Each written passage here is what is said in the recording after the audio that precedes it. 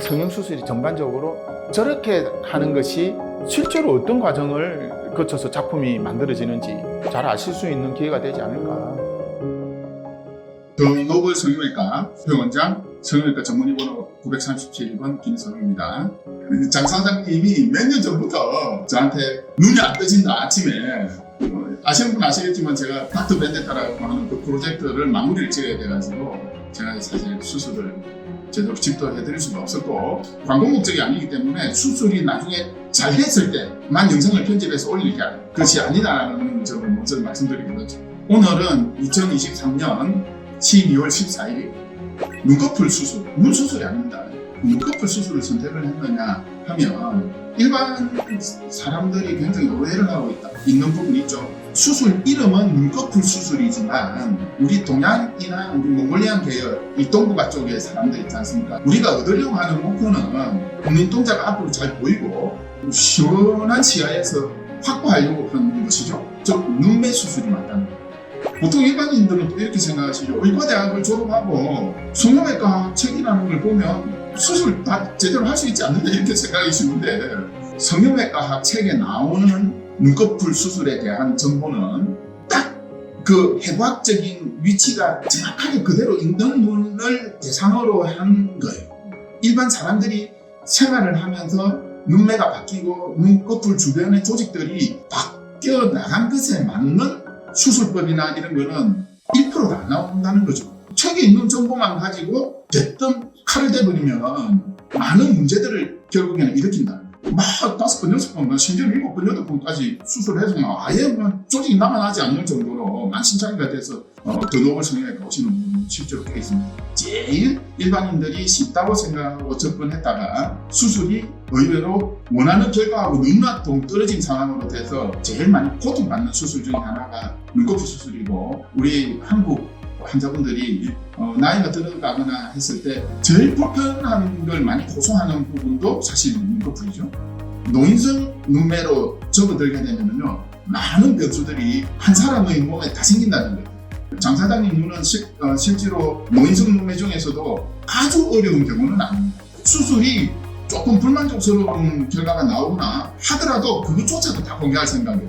그것까지도 어떤 식으로 수정해 나가는지 설명드리도록 하겠습니다. 네, 좀 이따 뵙겠습니다. 수술하기 한 3일 전에 오셔서 보톡스 주사 맞고 이제 그렇게 수술 계획을 짜야 되는 거예요. 자, 장 사장님 눈 한번 떠보세요. 떠서 여기를 봐주세요. 여기 그 상태에서 눈 편안하게 감으세요. 눈썹이 원위치로 간 거예요. 눈 떠보세요. 거의 한 2cm 정도가 내려갔다 올라갔다 한 2, 3cm 정도 올라갔다 내려갔다. 장 사장님 제가 눈썹을 못 들게 해보겠습니다. 자, 한번 눈 떠보세요. 안 떠지시죠? 거의 앞에 안 보이시죠? 그죠? 자, 이거는 눈이 안 떠진다기보다는 눈은 안에서 떠지긴 하는데 피부가 바깥에서 너무 덮어버렸죠? 자, 눈꺼풀과 눈매를 진찰을 해서 이 문제점에 해당하는 부분을 파악을 하고 그 원인이 뭔지까지 파악한 다음에 수술 계획을 수립해 나가는 과정을 한번 보여드리겠습니다. 자, 장 사장님 눈 한번 감아 보실까요? 눈을 감았을 때 이 눈썹의 위치가 중립적인 눈썹의 위치예요. 이 상황에서 바로 눈이 잘 떠지고 앞이 잘 보이면 아주 더할 나위 없이 좋겠죠? 눈을 뜨려고 했더니 그냥은 안 떠지죠. 눈썹을 거의 한 작게는 2.5cm, 많게 보면 한 3cm 정도를 들어 올려야만이 왼쪽 눈동자는 한 35에서 40%가 보이고 오른쪽 눈동자는 그나마 정면에서 보면 한 10에서 15% 정도밖에 안 보이죠. 눈동자가 정말 오랫동안 고민했던 성형외과 의사라고 하면 여기서 머릿속에 뭘 생각해야 되느냐, 눈 뜨는 근육의 탄력성이 원래부터 없었던 눈인지 노화가 진행이 되면서 탄력성도 조금 잃었고 피부가 처져서 눈동자를 가린 것인지를 일단 구분해내야 되겠죠. 첫 번째로 이제 우리가 진찰을 할 때 구분해내는 방법, 이 상태에서 눈꺼풀 피부를 이렇게 잡습니다. 이렇게 눈꺼풀 피부를 살짝 당긴 상태에서 눈 떠보실까요? 지금 보시면 눈썹을 하나도 안 들었죠. 눈동자는 한 55%가 보입니다. 자, 이쪽은 안검하수는 아니라는 뜻이에요. 노화 때문에 약간 근육의 힘이 조금 떨어졌을 수도 있고 젊었을 때는 최소한 이것보다는 더 눈 뜨는 근육의 힘이 강했다는 거죠. 그쵸? 무슨 말이냐면 이 눈꺼풀을 이렇게 잡아당겨 본다는 의미는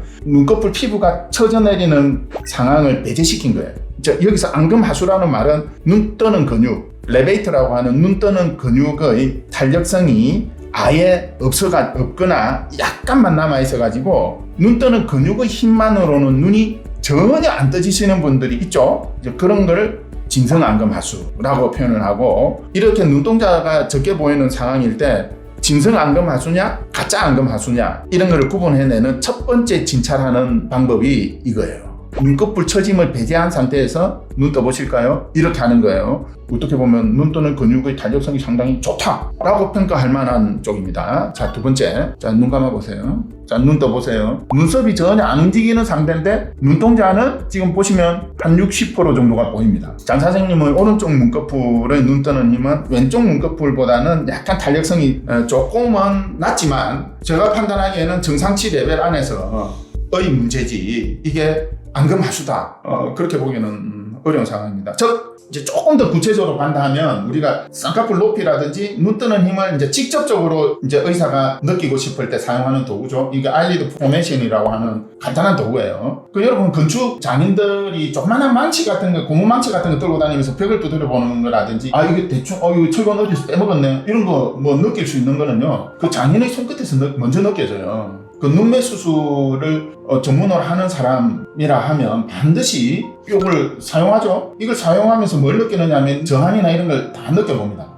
이 눈 뜨는 힘이 여기서 조금 약하네. 이런 걸 느낄 수가 있다는 거죠. 자, 이걸 한번 해보겠습니다. 자, 눈 감아 보십시오. 제가 이렇게 해서 적당한 선에 이렇게 잡았습니다. 자, 눈 떠보실까요? 자, 지금 여러분들이 보실 거는요. 눈썹을 하나도 안 움직인다는 거예요. 대충 보면 눈동자 노출된 게 지금 한 85%? 즉 이쪽 눈은 눈썹을 지금 하나도 안 움직이고 단지 제가 이 도구를 이용해서 걸고 이 손끝에서 전혀 저항이 안 느껴지는 상태인데도 불구하고 눈이 비교적 선명하게 떠진다는 거예요. 자, 이거는 두 가지 의미죠. 눈 뜨는 근육의 힘이 거의 정상 레벨에 있다. 첫 번째 진찰했던 내용하고 거의 비슷하죠. 두 번째는 우리 장 사장님의 눈이 앞이 가려지는 이유는 순전히 피부의 노화에 의해서 덮인 것이다. 자, 그리고 이제 오른쪽 눈을 제가 평가를 해보겠습니다. 자, 눈을 편안하게 감으세요. 대충 한 5mm 높이 정도로 잡아보거나 남자분인 경우에는, 여자분인 경우에는 한 6에서 7mm 정도 높이. 그 수치는 그다지 중요한 건 아닙니다. 그 여자분들은 쌍꺼풀 보이는 것이 주된 목적인 경우가 있고, 남자분들은 쌍꺼풀이 보이는 것보다는 아까 말했던 이런 불편함을 해소하고 그냥 단지 눈매만 선명하게 해주는 정도 선으로 원하시는 분들이 많기 때문이에요. 제가 한 5mm 높이 걸겠습니다. 자, 눈 떠보실까요? 자, 이쪽하고는 확실히 느낌이 다릅니다. 첫 번째 진찰에서도 약간 이쪽 눈 뜨는 힘이 약하다라고 제가 평가를 했었는데, 제가 이쪽하고 비슷한 상태로 걸었는데도 불구하고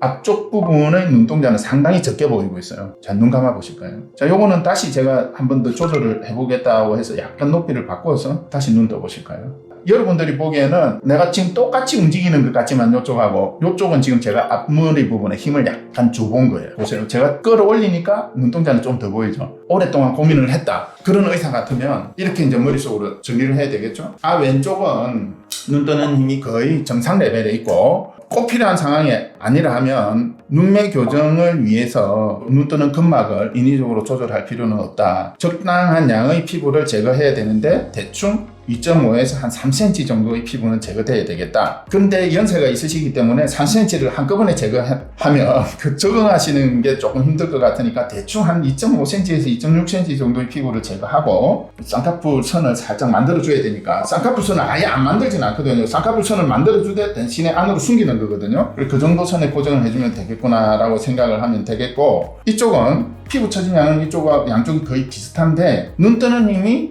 왼쪽에 비해서 오른쪽은 조금 약하구나. 특히나 그 약한 부위가 눈의 앞머리 쪽이 약간 더 약한 것 같다. 그 정도로 결론을 내리고 머릿속에 수술하다가 오른쪽 눈동자가 조금 적게 보인다고 하면 근막을 조금 조절을 해서 눈 뜨는 힘을 그 탄력성을 조절을 해주는 게 좋겠구나 라는 정도로 수술 계획을 마무리하면 되겠고, 처진 피부의 양은 비슷하게 2.5cm 정도 내지 2.6cm 정도의 피부를 제거해서 한번 작품을 만들어 보자, 이렇게 하면 되겠죠.